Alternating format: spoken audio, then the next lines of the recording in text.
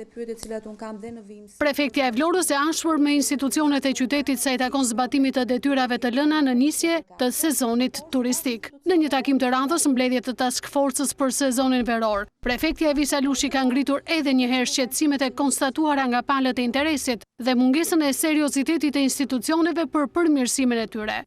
Jeni të njëjtë drejtues institucionesh para dhe pas fillimit të sezonit turistik. Përse nuk është vepruar?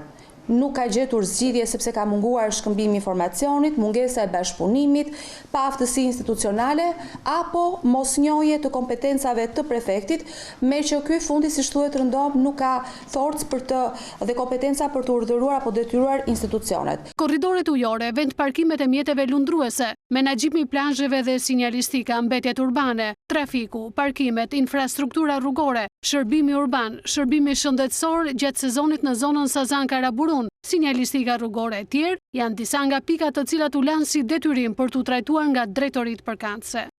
Qytetarët e Vlorës dhe mira të pushuesve që zgjedhin Vlorën për të pushuar nuk na e kanë borxh.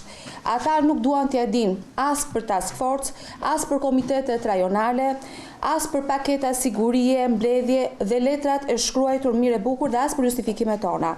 Duan kushte, duan rregull, duan siguri dhe ne kemi detyrimin ligjor që t'u asigurojmë përderisa kemi zgjedhur dhe na kanë zgjedhur të jemi në postet drejtuese të institucioneve që kanë detyrimin dhe përgjegjësinë e zgjidhjes së tyre.